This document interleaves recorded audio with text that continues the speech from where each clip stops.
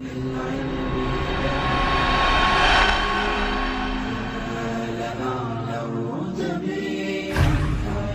name is Cassie. I am 23 years old. I graduated as a qualified nurse this year and was given my first position as a home nurse. My patient was an English gentleman in his early 80s who suffered from Alzheimer's. In the first meeting, the patient was given his record, and from it I could see that he was a convert to the religion of Islam, therefore he was a Muslim. I knew from this that I would need to take into account some modes of treatment that may go against his faith, and therefore try to adapt my care to meet his needs. I bought in some halal meat to cook for him and ensured that there was no pork or alcohol in the premises, as I did some research which showed me that these were forbidden in Islam. My patient was in a very advanced stage of his condition, so many of my colleagues could not understand why I was going through so much effort for him. But I understood that a person who commits to a faith deserves that commitment to be respected, even if they are not in a position to understand. Anyway, after a few weeks with my patient, I began to notice some patterns of movement.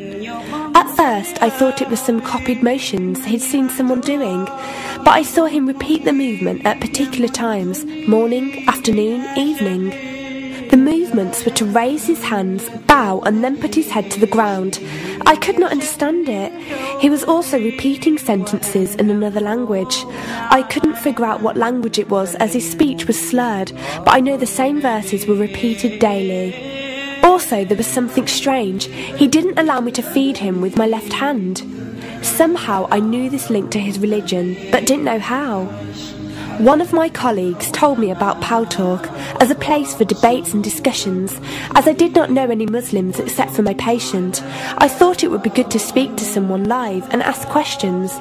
I went on the Islam section and entered the room True Message. Here I asked questions regarding the repeated movements and was told that these were the actions of prayer. I did not really believe it until someone posted a link on the Islamic prayer on YouTube. I was shocked. A man who has lost all memory of his children, of his occupation, and could barely eat and drink, was able to remember not only actions of prayer, but verses that were in another language. This was nothing short of incredible, and I knew that this man was devout in his faith, which made me want to learn more in order to care for him the best I could. I came into the Pal Talk room as often as I could, and was given a link to read the translation of the Quran and listen to it. The chapter of the bee gave me chills, and I repeated it several times a day. I saved a recording of the Quran on my iPod and gave it to my patient to listen to. He was smiling and crying, and in reading the translation I could see why.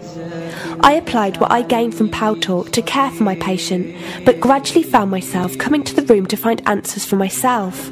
I never really took the time to look at my life.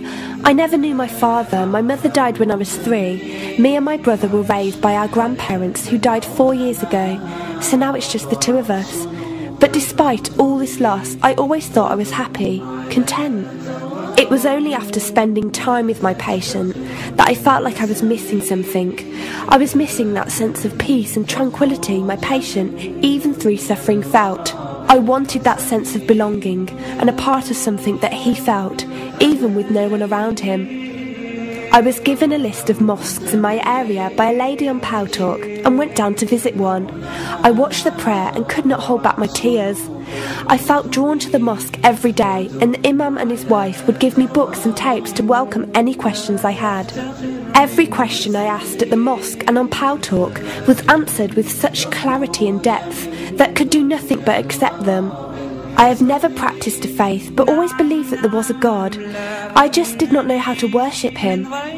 One evening I came onto Pal Talk, and one of the speakers on the mic addressed me. He asked me if I have any questions. I said no. He asked if I was happy with the answers I was given. I said yes. He then asked what was stopping me accepting Islam. I could not answer. I went to the mosque to watch the dawn prayer. The imam asked me the same question. I could not answer. I then went to tend to my patient. I was feeding him, and as I looked into his eyes, I just realised he was brought to me for a reason, and the only thing stopping me from accepting was fear.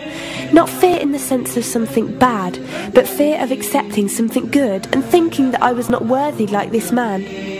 That afternoon I went to the mosque and asked the imam if I could say my declaration of faith, the Shahada. There is no God except Allah. Muhammad is Allah's messenger. He helped me through it and guided me through what I needed to do next. I cannot explain the feeling I felt when I said it. It was like someone woke me up from sleep and sees everything more clearly. The feeling was overwhelming joy, clarity, and most of all, peace. The first person I told was not my brother but my patient. I went to him, and before I even opened my mouth, he cried and smiled at me. I broke down in front of him. I owed him so much. I came home and logged onto Paltalk and repeated the Shahada for the room. They all helped me so much, and even though I had never seen a single one of them, they felt closer to me than my own brother. I did eventually call my brother to tell him, and although he wasn't happy, he supported me and said he would be there. I couldn't ask for any more. After my first week as a Muslim, my patient passed away in his sleep while I was caring for him. Inna lillahi wa inna ilaihi raji'un. He died a peaceful death, and I was the only person with him. He was like the father I never had, and he was my doorway to Islam. From the day of my Shahada to this very day, and for every day for as long as I live, I will pray that Allah shows mercy on him and grant him every good deed I perform in the tenfold.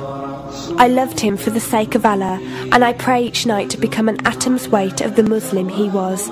Islam is a religion with an open door. It is there for those who want to enter it. Verily, Allah is the most merciful, most kind.